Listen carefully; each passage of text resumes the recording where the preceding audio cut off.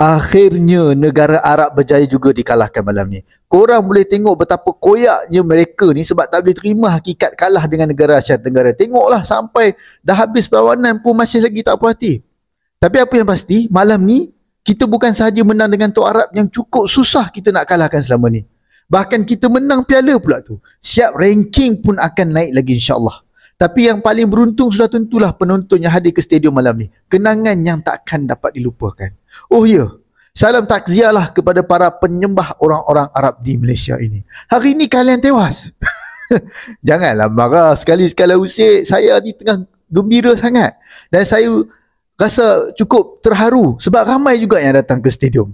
Repost video ni kalau anda bersetuju. Jom kita bersama-sama meraihkan kejayaan Malaysia dengan komen-komen yang positif. Selamat pagi bangsa juara. Selepas 11 tahun menanti, Malaysia akhirnya menjadi juara Pesta Bola Merdeka sekali lagi.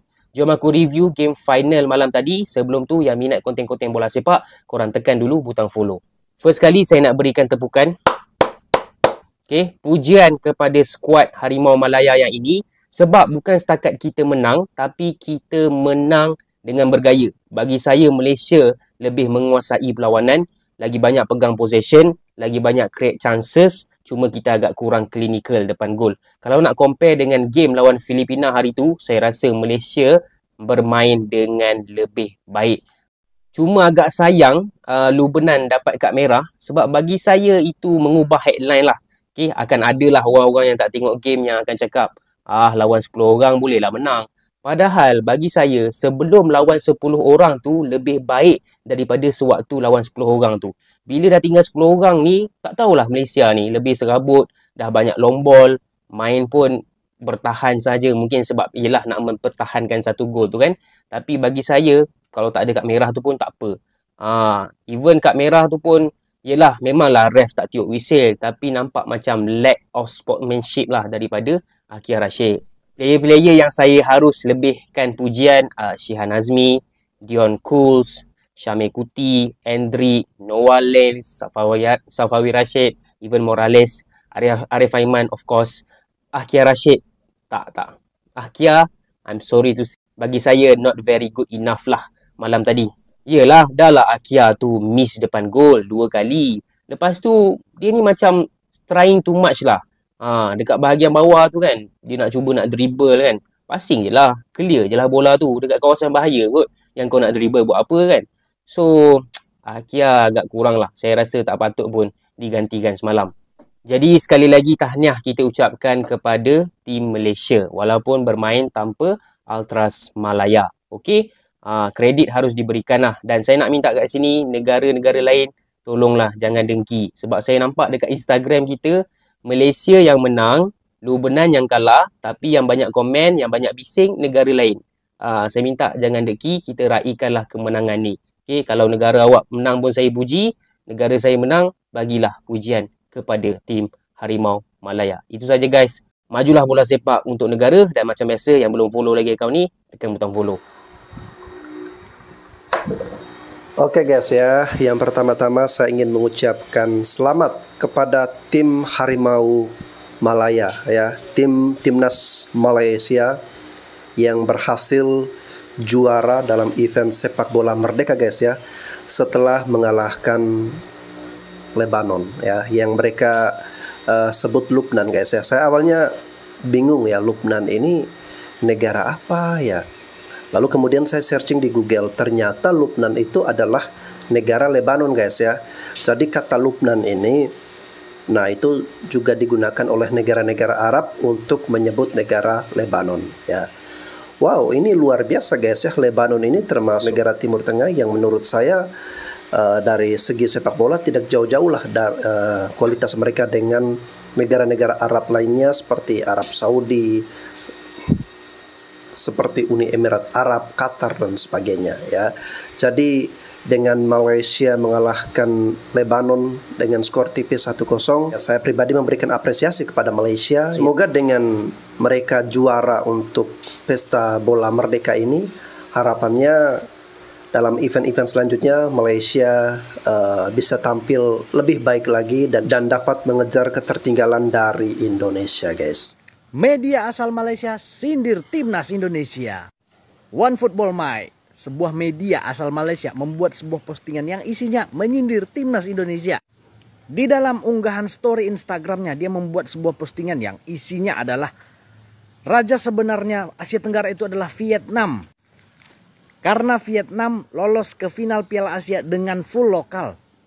Masuk round 3 kualifikasi Piala Dunia 2022 dengan full lokal. Dan masuk 100 besar rank FIFA dengan full lokal. Ini seperti menyindir timnas Indonesia ya. Dimana Indonesia masuk ke round 3 kualifikasi Piala Dunia 2027 itu dengan naturalisasi. Dan kemarin juga masuk semifinal Piala Asia U23 itu dengan naturalisasi. Menurutku media Malaysia ini sangat iri dengan timnas Indonesia ya. Karena berbanding 180 derajat dengan timnas Malaysia. Selain media Malaysia ada juga Bung Toel yang nyinyir ya. Karena Indonesia dengan 9 naturalisasi hanya bisa main imbang menurut dia. Mungkin ini ya satu-satunya orang yang warga negara Indonesia yang tidak senang Indonesia berhasil menahan imbang Arab Saudi. Jadi untuk One Football My dan juga untuk Bung Toel ya, siap-siap aja kalian makin sakit hati karena timnas Indonesia akan perform di pertandingan selanjutnya. Salam Di Matteo. Namanya tetangga kadang suka iri nih kalau kita punya sesuatu. Sama kayak Malaysia nih, lihat-lihat. Ya, jadi kayaknya tetangga berisik kita iri lagi nih ya. Setelah kita mendatangkan Messilger sama Eleanor Renders ya untuk diproses naturalisasi, media-media Malaysia memberitakan kalau mereka juga berminat ya untuk menaturalisasi Josh Brownhill ya, Brownhill. Ya, Josh Brownhill ini merupakan kapten dari Burnley ya yang bermain di Championship atau Liga kedua dari Liga Inggris. Dan kalau Josh Brownhill ini mau gabung Malaysia, dia akan jadi pemain termahal di Asia Tenggara. Ya, kayaknya panas nih, kemarin Messilger itu udah dirumorkan jadi pemain termahal Asia Tenggara. Tetangga berisik kita nggak mau kalah. Ya kalau gue sih silahkan aja ya, mau Josh Brownhill kek siapa kek lu, tapi nggak akan butuh cuma satu pemain ya. Lu at least lihat Indonesia nih, lu lihat Indonesia udah 11 pemain lebih, itu pun masih kerasa kurang ya sebenarnya. Ya kalau lu baru naturalisasi satu, mau pemain kelas apapun, habis itu pemain teman-teman setimnya pemain kayu ya, nggak bisa ngapa-ngapain ya, berat sih. Tapi yang lucunya katanya si FAM ini atau Federasi Sepak Bola Malaysia ini udah kirim surat nih buat Josh Brownhill. Tapi si Josh Brownhill-nya ini belum nolak, tapi belum mau juga gitu ya. Jadi dia bilangnya dia masih fokus ke klub dulu ya, tapi tidak menutup kemungkinan mau gabung. Ya cuma ya lu lihat usianya juga udah di usia matang, kalau masih nunda-nunda ya agak susah sih. Ya good luck aja buat timnas Malaysia, semoga dapet ya Josh Brownhill biar rame lah sepak bola Asia Tenggara ini. Kalau menurut lu gimana kalau Josh Brownhill masuk timnas Malaysia? Tulis pendapat lu di kolom komentar. Kalau menurut saya guys ya, saya setuju dengan Josh Brownhill, pemain mahal dari Burnley yang akan menjadi skuad inti dari timnas Malaysia ya. Justru dengan adanya persaingan seperti ini diharapkan semakin meningkatnya kemajuan sepak bola yang ada di Asia Tenggara guys ya. Dan ya saya pribadi berharap agar di event-event Piala Dunia berikutnya guys ya, selalu ada perwakilan dari salah satu negara di Asia Tenggara ya. Kalau kita melihat setiap event Piala Dunia hampir jarang ada negara-negara dari Asia Tenggara ya. Mudah-mudahan dengan persaingan sehat seperti ini kedepannya di setiap event Piala Dunia, harapan saya adalah ada salah satu perwakilan dari Asia Tenggara atau beberapa perwakilan dari Asia Tenggara yang tampil di Piala Dunia guys. Malaysia menyombongkan diri gara-gara berhasil menggeser ranking FIFA Indonesia. Ya, minggu malam tanggal 8 September Malaysia berhasil menjadi juara Piala Merdeka setelah mengalahkan Libanon 1-0. Sehingga Malaysia berhasil naik ya dari 133 rank FIFA ke 131, menggeser timnas Indonesia ke rank 132. Nah, karena berhasil menggeser timnas Indonesia, pelatih Malaysia Pau Marty itu menyombongkan diri ya, menyebut bahwa pemain Malaysia berkualitas katanya. Bahkan gol Malaysia itu berasal dari lemparan ke dalam ala Pratama Arhan, yaitu lemparan jauh yang membuat klimits dan terjadilah gol Malaysia. Jadi menurut Malaysia, mereka punya pemain sekualitas Pratama Arhan yang mempunyai lemparan jauh. Nama pemain itu adalah Lavere Corbin Ong, bek kiri asal timnas Malaysia, klub Johor Darul Takzim. Ya, kalau kita lihat data sebenarnya Lavere Corbin Ong ini ya lebih senior daripada Pratama Arhan. Sekarang dia berumur 32 tahun.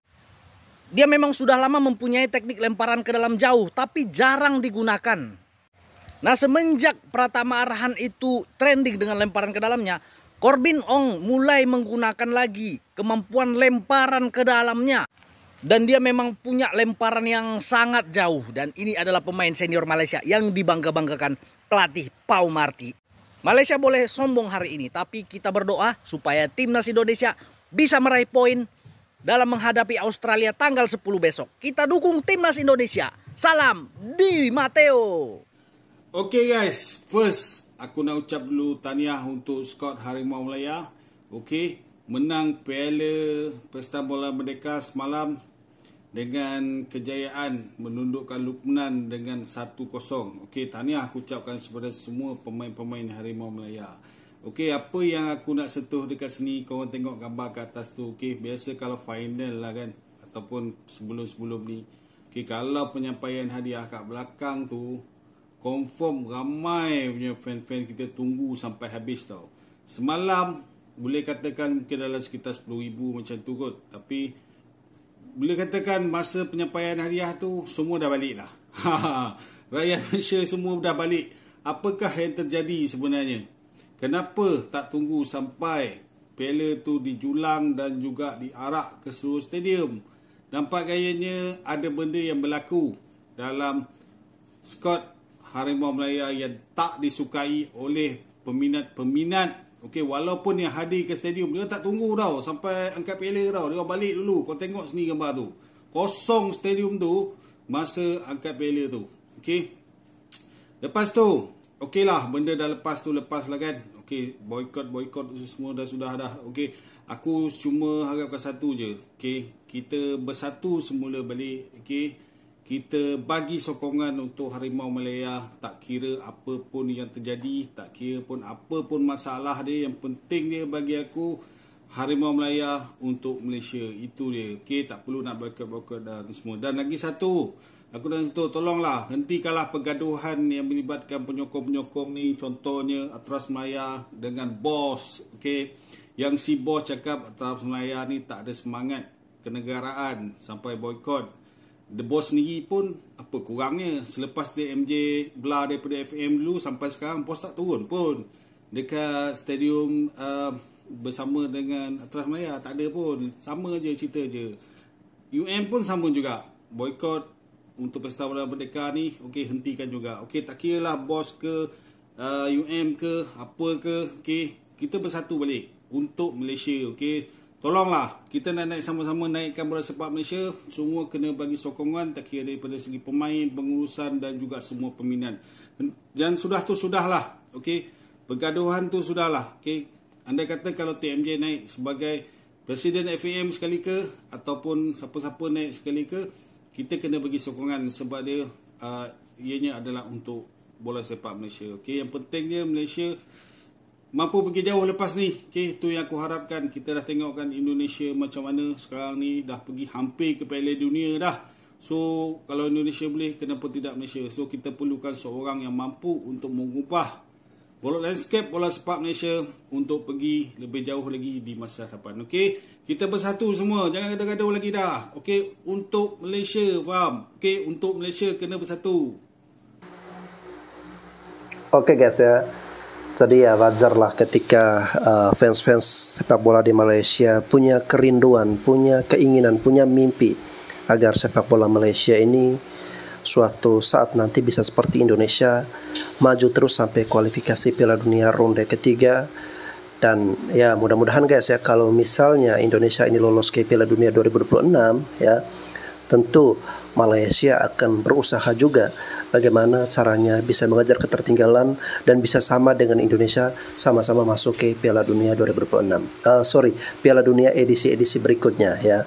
Ya harapannya Timnas Indonesia dan juga Timnas Malaysia di kemudian waktu nanti sama-sama bisa lolos ke Piala Dunia guys ya. Amin. Jadi kunci suksesnya apa? Kunci sukses STY. Satu poin ini lebih kepada pilihan strategi bertahan. Strategi bertahan. Ya, Anda tidak melihat ada strategi lain karena selalu itu yang Anda bilang, kita pandai bertahan. iya. Saya nggak akan pernah heran soal strategi karena pasti akan seperti itu. Apalagi kalau lawan yang lebih levelnya dianggap lebih punya nama besar, reputasi. Makanya sebetulnya ini pertanyaan untuk dipikirkan, pertanyaan logika, pertanyaan sepak bola.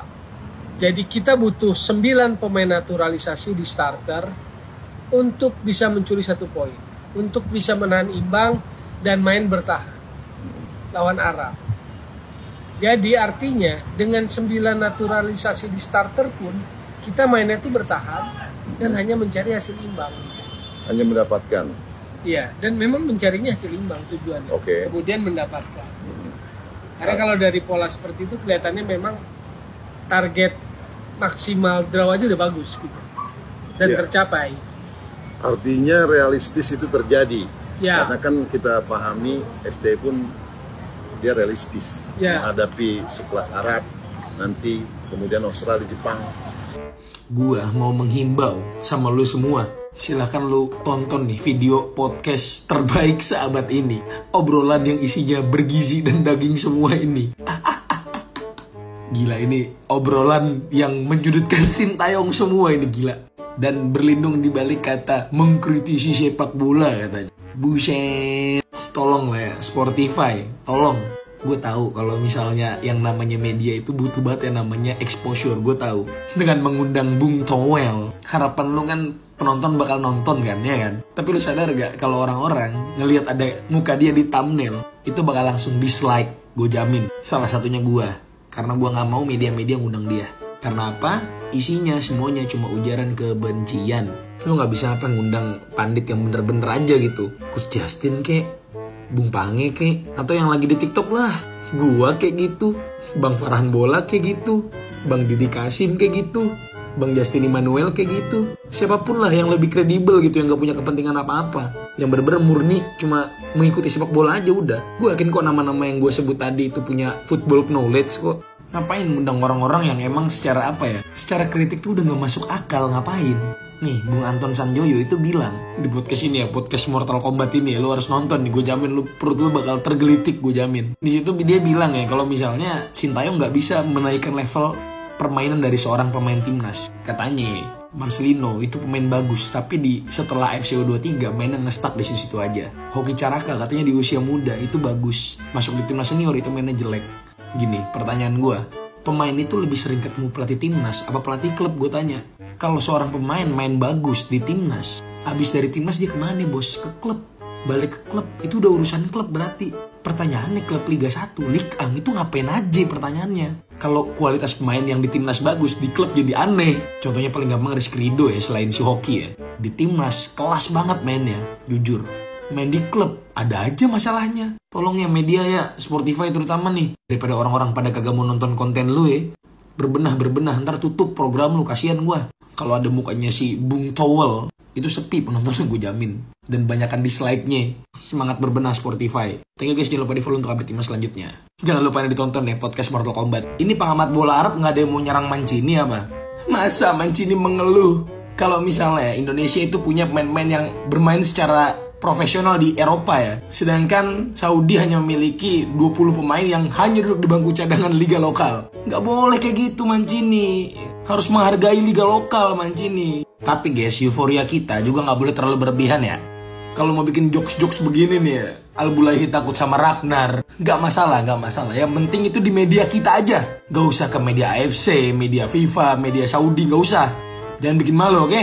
Ingat guys, ini baru pertandingan pertama ya. Kita nggak bisa lolos Piala Dunia kalau cuma pakai 1 poin ini, nggak bisa. Masih ada 9 pertandingan lagi. Kita euforia sekarang, tapi tetap doakan dan dukung terus timnas kita. Pasca kemarin mereka berhasil menang imbang Saudi, Bang Jai dan kawan-kawan itu sudah langsung terbang ke Indonesia ya untuk tanggal 10 untuk menjamu The Socceroos Australia. Ini harapan gue nggak usah ada orang-orang yang datang ke bandara terus Rafael, Nathan. Udah tuh pemain kan lagi capek nih, terbang langsung habis main langsung terbang dari Arab ke Indonesia. Terus ketemu lulu pada yang barbar begitu, tersakit lagi, pada demam semua. Ayo dong, kita pengen timnas kita yang terbaik nih di kualifikasi ini. Biar mereka fokus boy, oke? Kita dukung terus Sintayong ya. Gue kira gue bakal maki-maki Sintayong di match kemarin. Ternyata emang Sintayong cukup sulit dicari celahnya ya. Bingung sih gue kalau misalnya ada orang yang bisa membenci Sintayong ya. Lu pada nyangka nggak yang semalam kita tonton itu timnas Indonesia away melawan Saudi dan mencuri poin away. Jadi kita dukung terus ya timnya Sintayong, timnas senior kita yang akan berlaga di 9 laga selanjutnya sampai 2025 ini. Semoga kita bisa ngelihat timnas kita lolos Piala Dunia boy, amin. Thank you guys, jangan lupa di follow untuk update timnas selanjutnya. Bye. Gak mikirin lawannya siapa, karena lawan siapapun gua rasa udah bisa kita sikat. Karena patokannya Saudi Arabia. Saudi kita bisa mengimbangi, padahal main di kandang dia.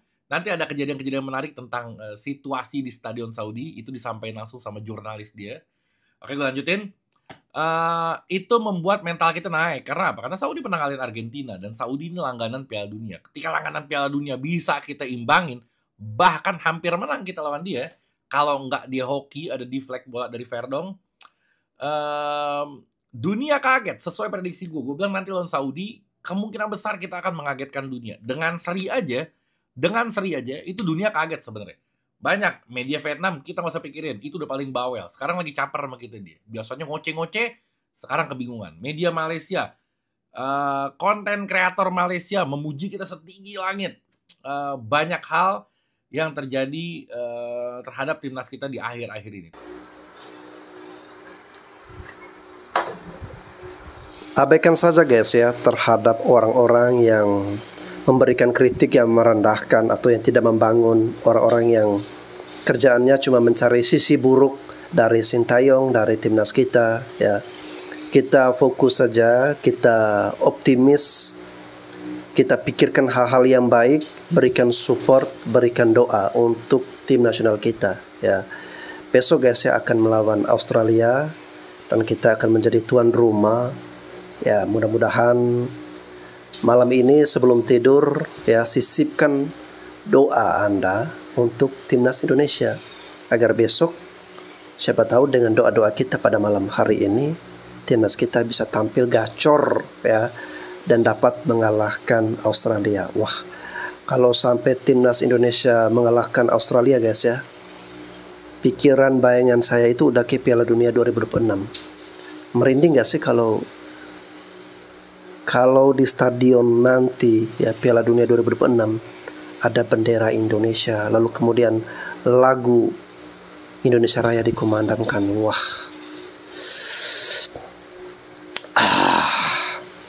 kita tunggu, kita lihat saja guys ya. Yang terpenting tetap berikan support dan doa kita untuk timnas kita. Oke guys, itu saja, sampai jumpa lagi di konten-konten selanjutnya.